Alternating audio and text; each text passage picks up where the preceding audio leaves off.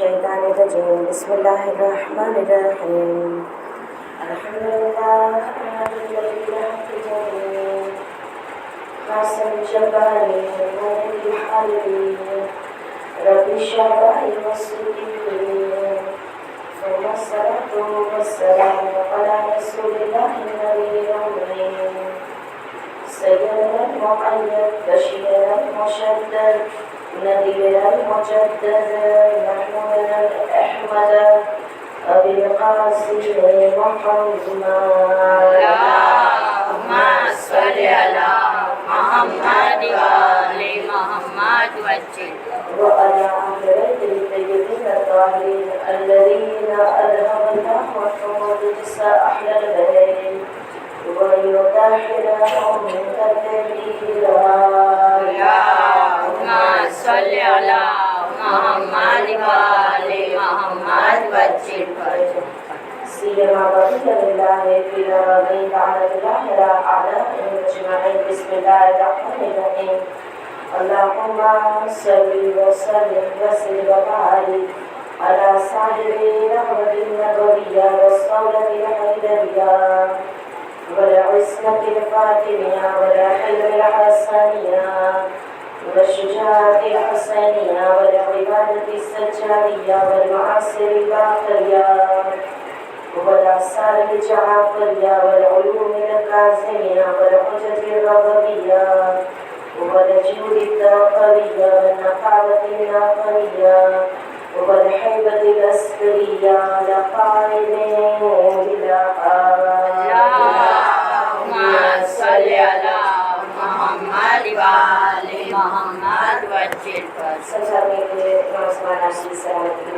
بسم الله الرحمن الرحيم اللهم قل وليك الحجة ابن الحسن صلواتك عليه وعلى آبائه في هذه الساعة وفي كل ساعة وليا وحافظا وقائدا وناصرا ودليلا وعينا حتى تسكنه أرضك توا وتمتعه فيها طويلا اللهم صل على محمد وآل محمد وسلم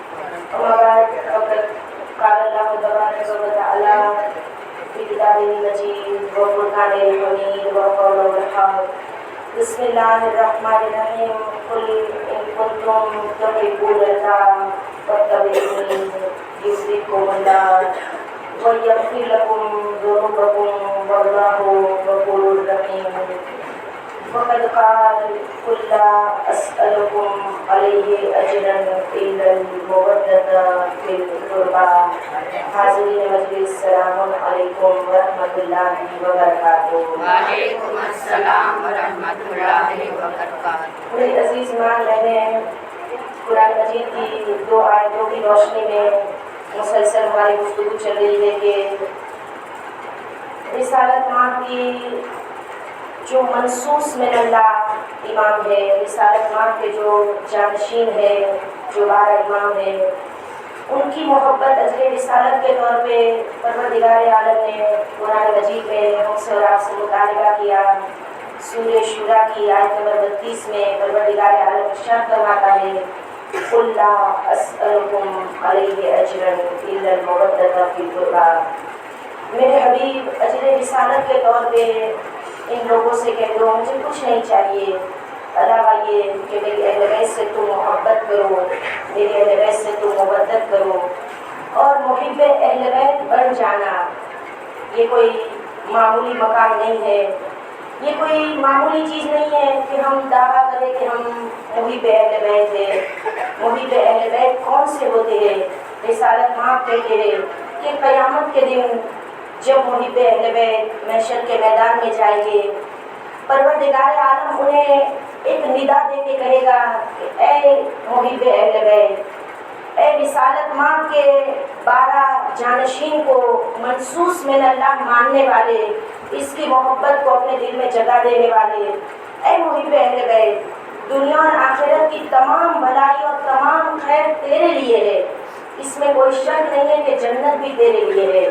رسالت ماں کہتے کہ اس کی وجہ یہ ہے کہ محب اہل بیت میں 20 خصال پائے جاتے ہیں، 20 کوالٹیز پائی جاتی ہے، 20 خوبیاں پائی جاتی ہے۔ اور وہ کون کون سی صفت ہے جو محب اہل بیت میں پائی جاتی ہے؟ اللہ کے رسول کہتے ہیں کہ 10 صفت دنیا میں پائی جاتی ہے اور 10 اوصاف آخرت میں پائے جاتے ہیں۔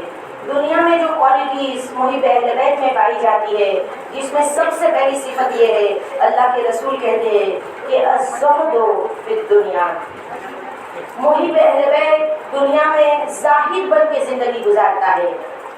دنیا میں کچھ ملے نہ ملے اسے کچھ فرق نہیں پڑتا، وہ صرف اپنی آخرت کو مد نظر رکھتا ہے۔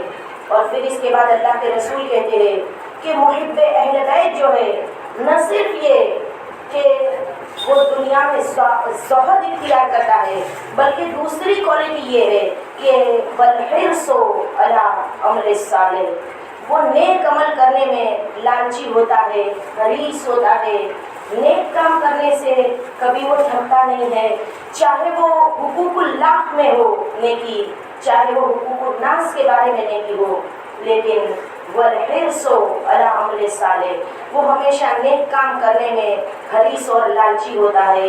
اور پھر اس کے بعد اللہ کے رسول جو تیسری کوالٹی اور تیسری نشانی محب اہل بیت کی بیان کرتے ہیں، کہتے ہیں کہ والورع فی الدین، جو محب اہل بیت ہوتا ہے وہ دین کے معاملے میں ورع پسند ہوتا ہے۔ تقویٰ سے بھی ایک بلند سٹیج ہے، تقویٰ سے بھی ایک بلند مرتبہ ہے، تقویٰ سے بھی ایک اونچی پرہیزگاری ہے جسے ورع کہا گیا۔ ورع یعنی تقویٰ کے معنی گناہوں سے اپنے آپ کو بچانا، ورع کے معنی جہاں پہ انسان کو شک ہو، ڈاؤٹ ہو، شاید گناہ ہو جائے گے، اس جگہ سے بھی اپنے آپ کو بچاتا ہے۔ دین کے معاملے میں ورع پسند ہوتا ہے، وہ اپنے دین کا سودا کبھی دنیا سے نہیں کرتا ہے، اتنا زیادہ دین کے معاملے میں حساس ہوتا ہے۔ آیت اللہ دستگیر شیرازی کہتے ہیں کہ وہ دنیا کو لے کے اپنے آپ کو جہنم کا ایندھن بنانا نہیں چاہتا ہے، وہ جانتا ہے دنیا میں کچھ دنوں کی سہولتیں جس میں اگر میں نے ورع اختیار نہیں کیا تو یہ جہنم کا ایندھن مجھے بنا دے گی، لہٰذا یہ دین کے معاملے میں بڑے حساس ہوتے ہیں، یہ کبھی بھی اپنے دین کا سودا دنیا کے ساتھ نہیں کرتے، ہمیشہ دین کو پرائیورٹی دیتے ہیں، دین کو اہمیت دیتے ہیں، دنیا ان کے لیے کچھ نہیں ہوتی ہے۔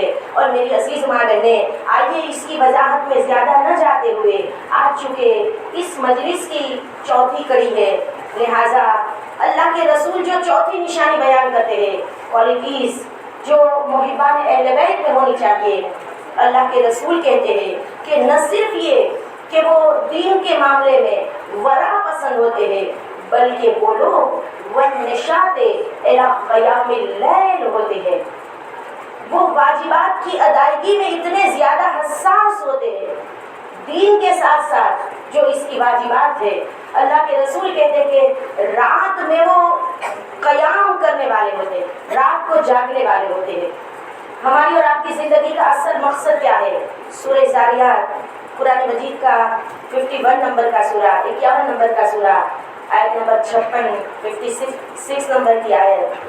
پروردگار عالم کیا ارشاد فرماتا ہے؟ وَمَا خَلَقْتُ الْجِنَّ وَالْإِنسَ إِلَّا لِيَعْبُدُونِ، خدا کہتا ہے کہ میں نہیں خلق کرتا جنات اور انسان کو مگر یہ کہ میری عبادت کے لیے میں نے اس کو خلق کیا ہے۔ ہماری اور آپ کی پیدائش کا مقصد ہی عبادت ہے۔ تو محبان اہل بیت ایسا نہیں ہے کہ صرف صبح کی نماز قضا ہونے سے 5 منٹ پہلے اٹھے، صبح کی نماز پڑھے پھر بستر پہ جا کے لیٹ جائے، یہ رات کی تاریکی میں قیام کرنے والے ہوتے ہیں، یہ قیام اللیل کرنے والے ہوتے ہیں، رات کو جاگنے والے ہوتے ہیں۔ اور کیسے رات کو جاگنے والے؟ میری عزیز ماں بہنیں، جب عبادت کی بات آئے تو پہلے ایک عبادت گزار کی مثال جناب اویس قرنی کہتے ہیں کہ جو مشہد مقدس زیارت کے لیے جا کے آئے ہیں انشاءاللہ مولا انہیں بار بار زیارت نصیب کرے، جو اب تک نہیں گئے انہیں جلد سے جلد مولا رضا کی ذریعے چکنا نصیب ہو۔ مشہد مقدس میں جو امام کے صحابی مدفون ہے جن کا نام ہے خواجہ ربیع، اصل میں ان کا نام ہے ربیع بن خشیم، لیکن خواجہ ربیع کے نام سے اتنے مشہور ہوئے کہتے ہیں کہ خواجہ ربیع مشہد مقدس سے جب کوفہ گئے، انہوں نے سوچا کہ جب میں کوفہ جا ہی رہا ہوں تو میں اویس کرنی سے ملاقات کر لوں، لہٰذا کہتے ہیں کہ میں اویس کرنی سے ملاقات کے لیے گیا۔ اب اویس کرنی کی ایک عادت تھی، کیا کرتے تھے؟ پوری رات طے کر لیتے تھے، آج کی رات سجدہ کرنے کی رات ہے، پھر طے کرتے تھے آج کی رات رکوع کرنے کی رات ہے، پوری رات سجدے میں، پوری رات رکوع میں، اور ویسے کرنی ایسی عبادت کرتے تھے، ایسی عبادت۔ لہذا خواجہ ربیع کہتے جب میں کوفہ گیا میں نے فرات کے کنارے اور ویسے کرنی کو عبادت کرتے ہوئے دیکھا، میں نے سوچا کہ چلو میں آج ان سے ملاقات کر لوں گا۔ لہذا کہتے کہ میں انتظار کر رہا تھا، انہوں نے ظہر کی نماز کو ختم کیا، بڑے اطمینان کے ساتھ ظہر کی نماز کو کمپلیٹ کیا، ہاتھوں کو دعا کے لیے بلند کیا، پھر عصر کی نماز پڑھی۔ بعد نماز عصر یہ مستحب نمازوں میں مشغول ہو گئے۔ یہ کہتے میں رات تک دیکھتا رہا، وہ صرف اپنے آپ کو عبادت میں مشغول کیا، حتیٰ کہ مغرب کی نماز پڑھی، عشاء کی نماز پڑھی، پھر اس کے بعد اپنے آپ کو عبادت میں مشغول کر دیا۔ خواجہ ربیع کہتے ہیں کہ میں نے دیکھا کہ میں نے نہ اسے کھانا کھاتے دیکھا، نہ اسے دنیا کا کوئی کام کرتے ہوئے دیکھا، حتیٰ کہ میں نے دیکھا بعد نماز صبح تعقیبات کے بعد کچھ دیر آرام کیا، پھر اٹھ کے عبادت میں مشغول ہو گئے۔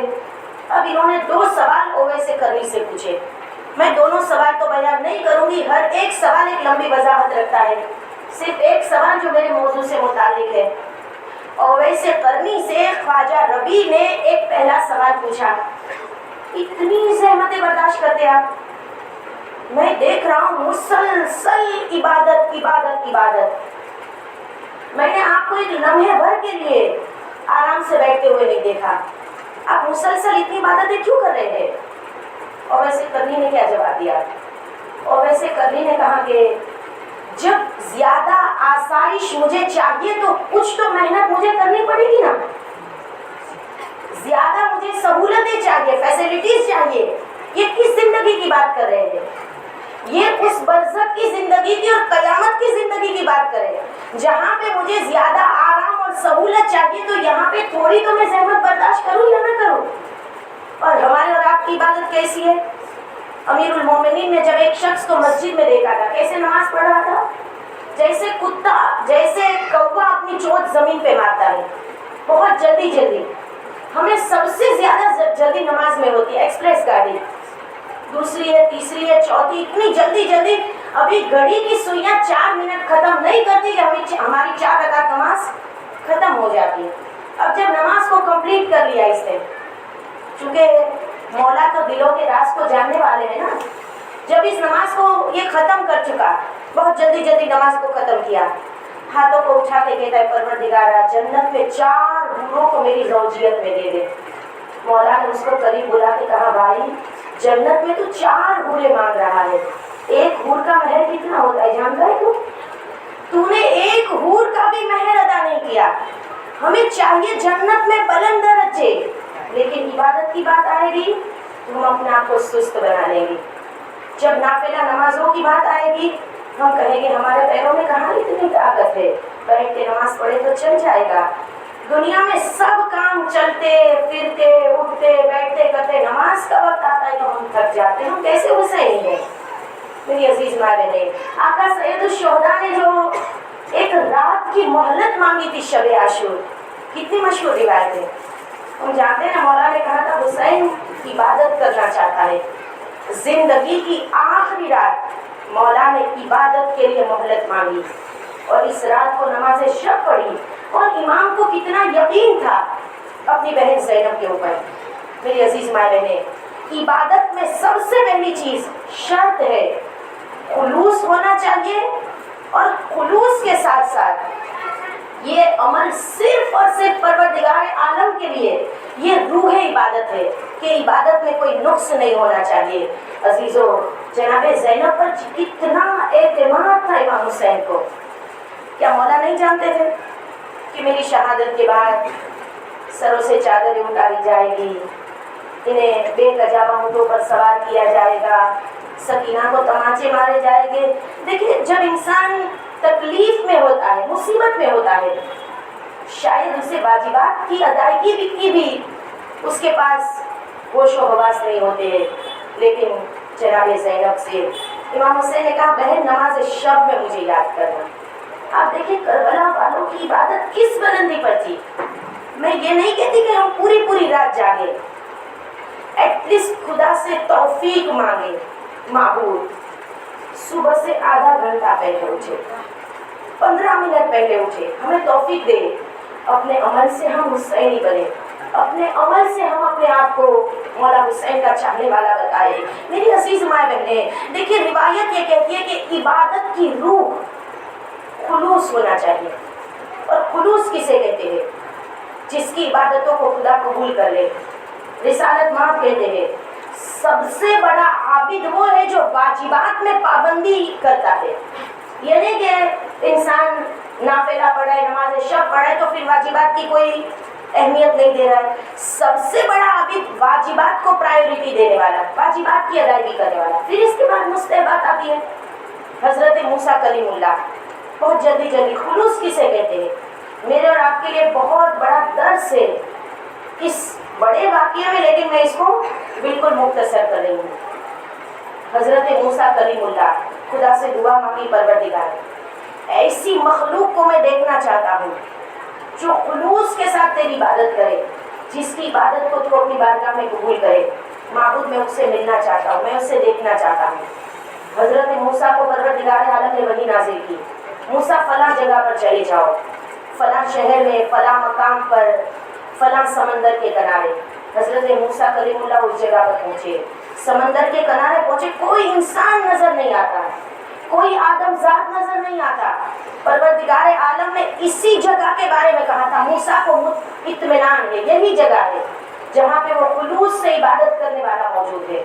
حضرت موسیٰ نے دیکھا کوئی آدم ذات نظر نہیں آتا، لیکن ایک چھوٹی سی چڑیا ہے جو درخت کی شاخ پہ بیٹھی ہے، جو سمندر کی سطح پر وہ شاخ جو ہے اتنی جھک گئی ہے کہ سمندر کی شاخ سے، سمندر کی سطح سے وہ شاخ بالکل قریب آ چکی ہے، ایک ہی شاخ ہے جس پر وہ چڑیا بیٹھی ہے۔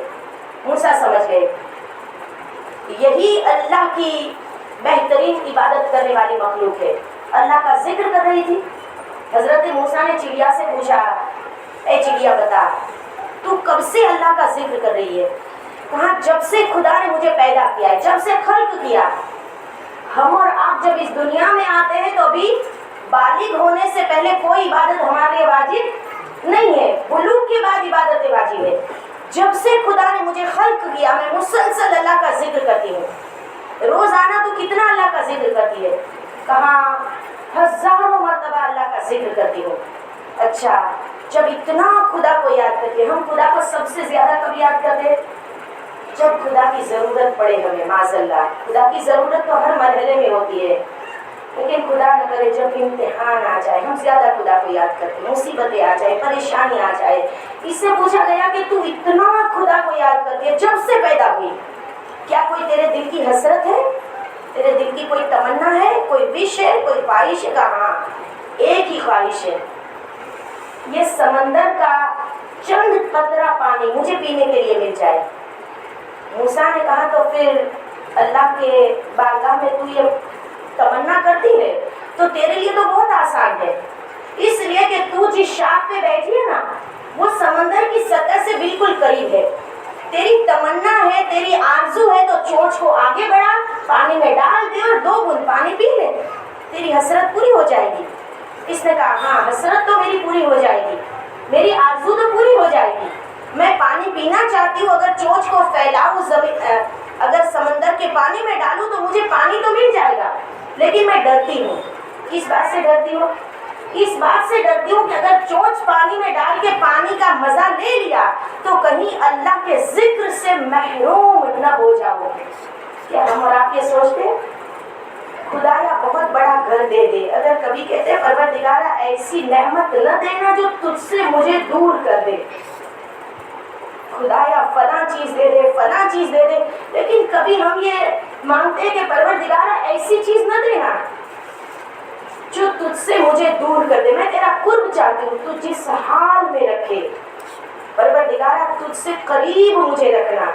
میری عزیز ماں بہنیں، اصل حسینیت کا یہی پیغام ہے. جس نے رب کو پا لیا اس نے کچھ نہیں کھویا، اور جس نے خدا کو کھو دیا اس کو چاہے پوری دنیا مل جائے اس کو کچھ نہیں ملا. یہی حسین مشن کا پیغام ہے. عزیزوں، مانگے خدا سے پروردگارا تیری ذات تک ہمیں پہنچنے کی توفیق دے، تیرا قرب حاصل کرنے کی ہمیں توفیق دے.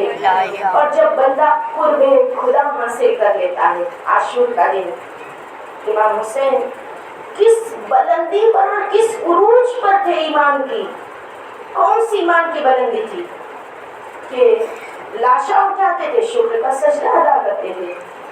کبھی کوئی شکایت امام کی زبان پہ نہیں آئی، اور یہی کہتے تھے معبود تو راضی ہو جا. آخری سجدے میں جب امام نے سر رکھا، انشاءاللہ میں آخری مجلس میں کوشش کروں گی مناجات کے چند جملے، آقا سید الشہداء کی مناجات جو عاشور کے دن عصر کے وقت سر کو امام نے سجدے میں رکھا تو جو مناجات کی ہے امام نے، ایسی مناجات ہے جو ہماری زندگیوں کو بدل دے. میری عزیز ماں بہنیں، آقا سید الشہداء کی شہادت، امام یہ ارشاد فرماتے ہیں کہ ان لقتل الحسین حرارتا فی قلوب المؤمنین لا تبردوا ابدا. امام حسین کی شہادت نے لوگوں کے دلوں میں ایک آگ جلا دی ہے، ایک حرارت پیدا کرتی ہے. یہ حرارت کبھی نہیں بجھے گی. عزاداروں کو خدا کیا دیتا ہے؟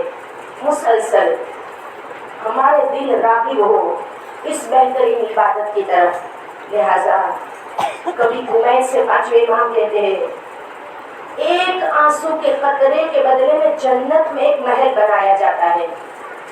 کبھی چھٹے امام کہتے ہیں ایک آنسو کا قطرہ خدا اس کے اپنے پچھلے تمام گناہوں کو بخش دیتا ہے. کبھی چھٹے امام ہاتھوں کو اٹھا کے کہتے ہیں پروردگارا ہمارے جد حسین کے عزاداروں کو تو زندہ رکھنا تاکہ وہ قائم آل محمد کا زمانہ دیکھے. چھٹے امام کی زبان سے عزاداروں کے لیے دعائیں نکل رہی ہے. عزادار ہو جانا کتنا بلند مرتبہ ہے، کتنا بلند مرتبہ ہے. میری عزیز ماں بہنیں، حتیٰ کہ چھٹے امام کہتے ہیں کہ قیامت کے دن سب آنکھیں اشک بار ہوگی. ایسا منظر ہوگا، نفسا نفسی کا عالم ہوگا، لیکن کچھ آنکھوں میں آنسو نہیں ہوگے. 3 آنکھیں جس میں اشک نہیں ہوگے. چھٹے امام کہتے اس میں سے ایک آنکھ مصائب سید الشہداء میں رونے والی ہوگی جو محشر کے دن اشک بار نہ ہوگی. پھر امام رضا عیون اخبار رضا میں کہتے ہیں کہ قیامت کے دن سب دل مر جائے گے، سب کے قلوب مر جائے گے، علاوہ ان دلوں کے جو مصائب سید الشہداء میں غمگین ہوئے تھے، محزون ہوئے تھے. محزون ہو جانا، صرف حزن طاری ہو جانا. پہلے کہا گیا رونا، اگر کسی کو رونا نہ آئے کہاں محزون ہو جاؤ، غمگین ہو جاؤ. نفس المحموم، رو نہیں سکتے تو ایک آہ لینا تسبیح کا ثواب. عزادارہ میں سید الشہداء کو خدا کیا مقام دیتا ہے. ریان بن شبیب والی روایت، میں پوری روایت بیان نہیں کروں گی، پوری روایت 1 گھنٹے کی روایت جس میں عزاداری کا ثواب، مولا حسین پر رونا کیسے چاہیے، امام رضا نے پورا ترتیب کے ساتھ بتایا. امام رضا کہتے ہیں ریان بن شبیب کیا تم نہیں چاہتے کہ اس دنیا سے جاؤ تو گناہوں سے پاک اور صاف ہو کے جاؤ؟ ریان بن شبیب کہتے کیوں نہیں مولا، میں ضرور چاہتا ہوں. جب اس دنیا سے جاؤ تو گناہوں سے پاک ہو کے جاؤ. امام نے کہا یا ابن شبیب اگر چاہتے ہو کہ گناہوں سے پاک اور صاف ہو کے جاؤ، تمہارے ذمہ کوئی گناہ نہ رہے، तो आका अब्दुल्लाह हुसैन की ज़ियारत के लिए जाऊं। जो इमाम हुसैन की ज़ियारत के लिए जाता है ना, खुदा उसके अगले पिछले तमाम गुनाहों को माफ कर देता है। अजीजों, जब ज़ियारत की बात आई, लेकिन असल मेरा मौजू ज़ियारत नहीं है, ज़ियारत की बहुत फजीलत है। कामिल ज़ियारत खोल के आप देखिए, इतनी फजीलत इमाम कहते अगर पता चले लोगों को इमाम की ज़ियारत में क्या सवाब है, खुशी के मारे सांसें सीने में बैठ जाए। लेकिन ज़रूरी नहीं है कि सब ज़ियारत के लिए चले जाए। अजीजों, असल मेरा मौजू है अज़ादारी का सवाब। कुछ लोगों को मैंने देखा है अपनी नज़रों से ज़ियारत की हसरत करते करते इस दुनिया से चले जाते हैं। तो क्या आका अब्दुल्लाह हुसैन उन्हें ज़ियारत का सवाब नहीं इनायत करेंगे? जरूरी नहीं है कि जो भी तमन्ना करे वो ज़ियारत के लिए चला जाए। कभी ऐसा होता है हम तड़पते रहते, दुआएं मांगते रहते, इस तड़प के बाद भी सालों साल गुजर जाते, हमें मौला की ज़ियारत पे जाना नसीब नहीं होता। तो क्या ऐसे लोग ज़ियारत के सवाब से महरूम रह जाएंगे? नहीं अजीजों, उनके लिए भी ज़ियारत का सवाब है। अल्लामा अमीनी, इनके इंतकाल के बाद जब इनके बेटे आयतुल्लाह अमीनी ने अपने बेटे को आगाए हादी अमीनी, आयतुल्लाह अमीनी का बेटा, अमीनी कौन है? कोई मामूली शख्सियत नहीं है। अल गदीर के 11 वॉल्यूम लिखे और 40 साल अपनी जिंदगी के अली के नाम वक्फ कर दिए। इंतकाल के बाद जब ये अपने बेटे के ख्वाब में आए तो बेटे ने पूछा, बाबा जन्नत में सबसे बुलंद मकाम पर कौन है? का बेटा ज़व्वार इमाम हुसैन अलैहिस्सलाम। ये वो वक्त था जब ज़ियारत पे जाना इतना आसान नहीं था, रास्ते बंद थे। बाबा आप कहते ज़व्वार इमाम हुसैन सबसे बुलंद मकाम पर है, लेकिन अगर वही सवाब हम पाना चाहते हैं, हम ज़ियारत पे तो नहीं जा सकते, रास्ते बंद है। वही चीज़ जो तड़प रहे हैं, कभी हालात की मजबूरियाँ रही हो, वक्त की मजबूरियाँ रही हो जो ज़ियारत पे नहीं जा सकते। तो अल्लामा अमीनी ने कहा था, बेटा मैं देख रहा हूँ अज़ादारा ने सैयदुश्शुहदा का मर्तबा भी कुछ कम नहीं है। यही फर्श अज़ा जिस पे आकर हम अज़ादार बनते हैं, ये भी ज़व्वार इमाम हुसैन से अज़ादारों का मर्तबा कुछ कम नहीं है, ये भी उसी मकाम पर है। रोने वाली माँ बहने, आका अब्दुल्लाह हुसैन की अज़ादारी हमारे दिलों में करबला की हसरत इसी फर्श से तो आती है ना। जब बार बार करबला करबला करबला सुनते हैं तो एक बार दिल में तड़प पैदा होती है, मौला हमें भी तो इसकी ज़ियारत दे दीजिए। और करबला का ज़ाहिर रोने वाली माँ बहने, रोते जाइए, इंशाल्लाह खुदा सबको करबला की ज़ियारत नसीब करे। करबला का जो ज़ाहिर है ना वो जानता है, इंशाल्लाह जो जाके आए उन्हें बार बार ज़ियारत नसीब हो। जो अब तक नहीं गए मौला उन्हें जल्द से जल्द करबला की ज़रीन छूना नसीब करे। रोने वाली माँ बहने जब करबला जाएंगे ना तो अरबई में, आशूर में, इसके अलावा के दिनों में जब आप करबला जाए, आम दिनों में जब भीड़ होती है ना तब रास्ते करबला में एग्जिट के एंट्रेंस के बदल दिए जाते हैं, वरना जब आम दिनों में आप करबला जाए ना तो जब इमाम हुसैन के हरम में दाखिल होगे तो पहली ज़ियारत होगी हबीब इब्ने मज़ाहिर की। जब आप पलट के निकलेंगे तो फिर ज़ियारत होगी हबीब इब्ने मज़ाहिर की। गोया इमाम हुसैन के रोज़े का एक दरबान है जो इमाम हुसैन के ज़री के पास बैठा हुआ है। कौन हबीब है? करबला के तमाम शहीदों में हबीब का मर्तबा बिल्कुल अलग है। मैंने क्यों ये जुमला कहा बिल्कुल जुदा है? वजह ये है, हबीब उस शख्सियत का नाम है, इमाम हुसैन का बचपने का दोस्त है। इमाम ने शब आशूर जो आए थे ना उनसे कहा, चले जाओ, जो भी जाना चाहता है, मैं तुम्हारी गर्दन से अपनी बैयत को उठा रहा हूँ। ऐसा नहीं है चले जाओगे तो जन्नत नहीं मिलेगी, जन्नत का भी वादा है, चले जाओ। चराग को बुझा दिया, अगर रोशनी में शर्म आती है तो मैं चराग को बुझा देता हूँ। आने वालों से इमाम रास्ते में कहते रहे, जाना चाहते हो तो चले जाओ, चले जाओ। लेकिन एक था जिसे खत लिख के बुलाया गया,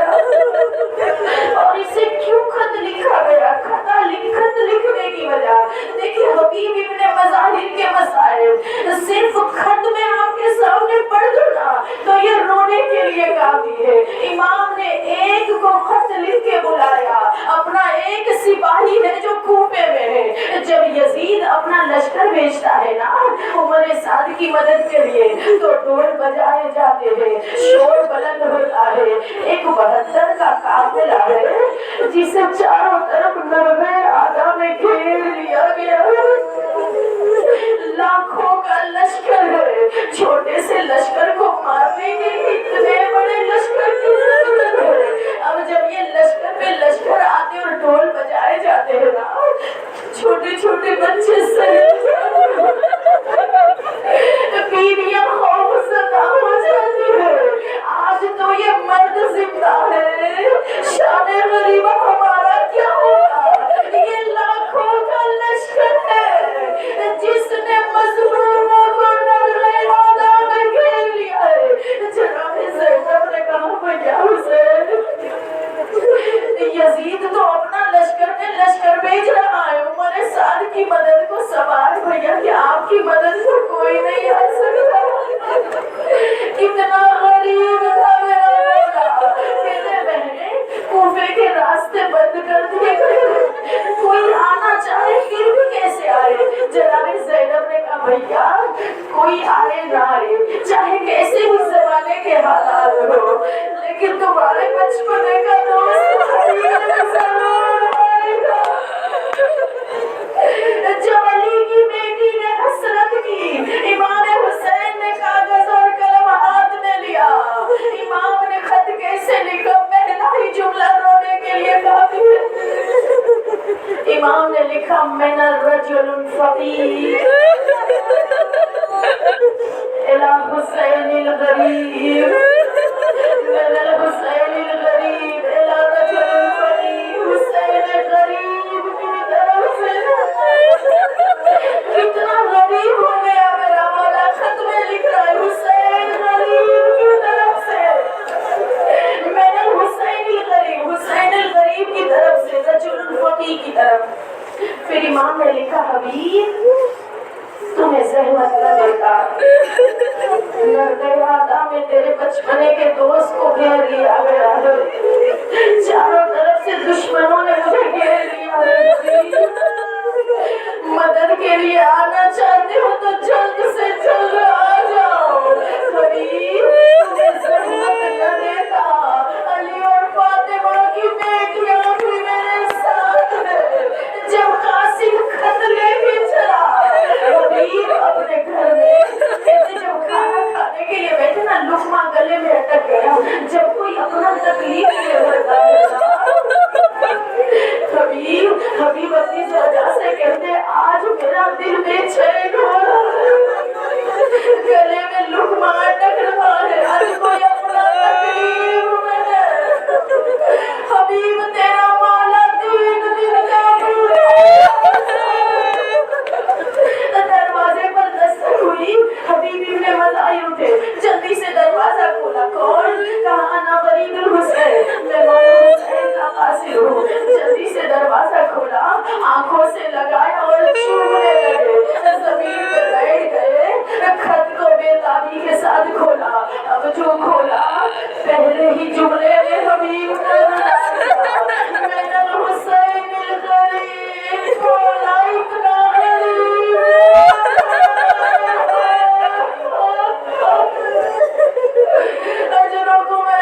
इमाम इतने गरीब हो गए। बस हबीब इब्ने मज़ाहिर ने सफर की तैयारियां की। रोने वाली माँ बहने अपने गुलाम और घोड़े को शहर से बाहर भेज दिया। रात की तारीकी में मैं छुपाते वहां तक पहुंच जाऊंगा। हबीब को निकलने में जरा देर हो गई।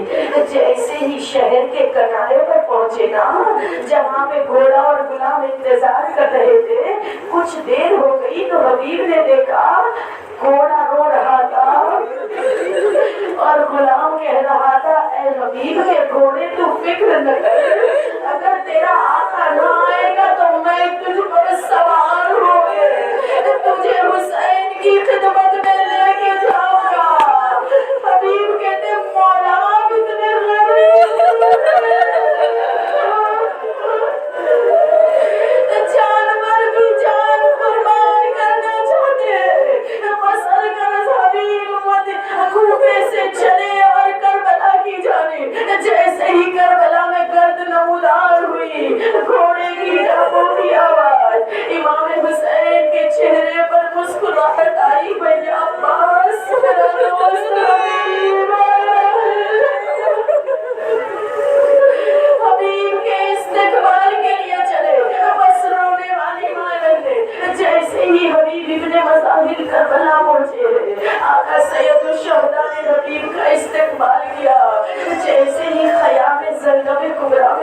چلا بھائی کے بچپنے کا دوست حبیب آیا ہے، اماں فضا جا کر حبیب سے کہہ دو زینب نے تمہیں سلام بھیجا۔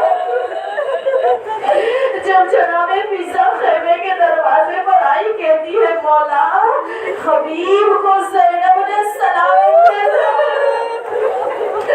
حبیب ابن مظاہر زمین میں بیٹھ گئے، خاک کو اٹھا اٹھا کے سر میں ڈالنے لگے، پروردگارا آج شہزادیاں حبیب کو سلام بھیجے، آج حسین اتنے غریب ہو گئے۔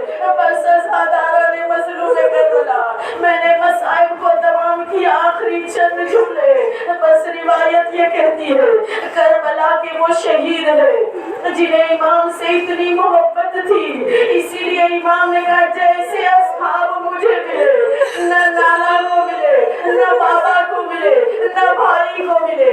جب مسلم ابن اوسجا کی روح نکل رہی تھی نا، بوڑھا صحابی کچھ وصیت کرنا چاہتا ہے، حبیب سرحانے موجود ہے۔ حبیب کہتے ہیں مسلم میں بھی تمہارے پیچھے پیچھے آ رہا ہوں، اگر کوئی اور وصیت ہو۔ مسلم ابن اوسجا آنکھوں سے ہاتھوں سے اپنے چہرے سے اشارہ کر کے کہتے حبیب کوئی اور وصیت نہیں ہے، لیکن بول نہیں پا رہے ہیں، بہت بوڑھے صحابی ہے مسلم ابن اوسجا۔ حبیب کہتے جلدی بتاؤ کیا وصیت ہے؟ ہاتھوں سے اشارہ کر کے کہتے ہیں اس غریب کا خیال رکھنا، حسین غریب کا خیال رکھنا، جب تک زندہ رہو اس غریب کا تنہا نہ چھوڑ۔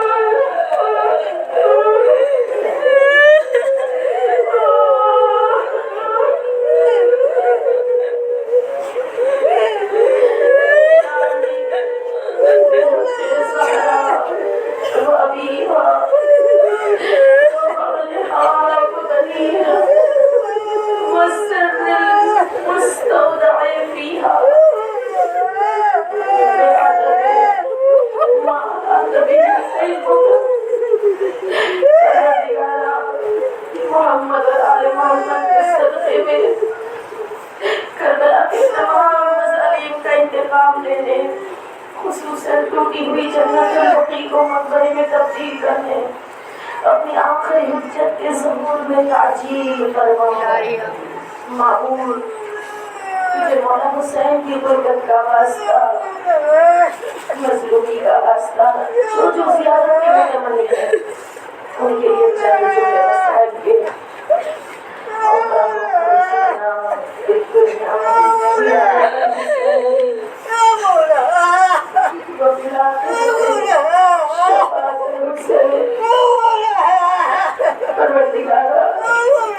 دنیا میں ہمیں بار بار مولا حسین کی زیارت نصیب فرمائے، آخرت میں مولا حسین کی شفاعت نصیب فرمائے۔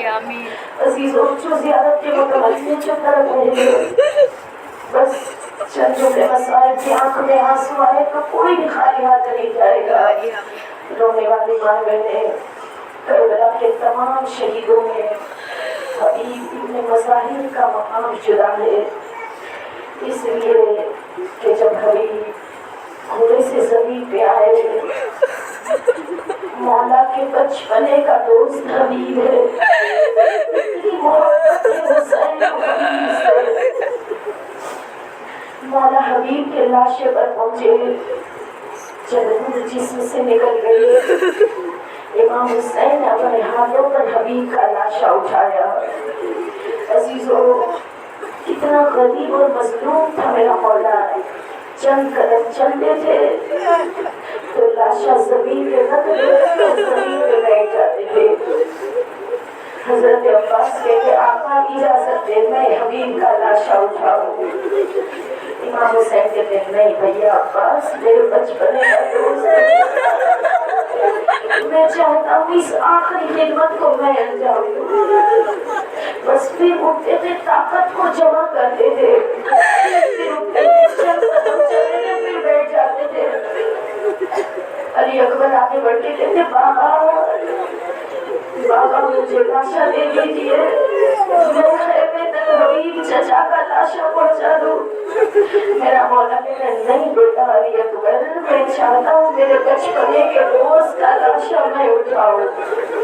بس عزیزو، حبیب وہ شخصیت ہے، خط لکھ کے حسین نے بلایا، روتے جائے وقت کا امام بھی ہمیں بلائے، سے اٹھائے جائے، روتے جائیے ظہور امام دیکھنے کی دعائیں کرتے جائیے. مولا کی نصرت کا خدا ہمیں موقع فراہم کرے. رونے والی مائیں بیٹے، کربلا کا یہ وہ شہید ہے جس کے لیے امام حسین نے خود اتنی زحمتوں کے بعد لاشے کو خیمے تک پہنچایا. معبود تجھے واسطہ مولا کی قربت کا، جو پریشان حال اس بزم میں آ کے بیٹھے، اس بزم سے اٹھنے سے پہلے ہماری تمام پریشانیوں کو دور کر معبود محمد اور آل محمد کے صدقے کی تمام مرحومین کی مغفرت فرمائے، انہیں جوائے معصومین میں جگہ عنایت فرمائے. ربنا تقبل منا انک انت السمیع العلیم.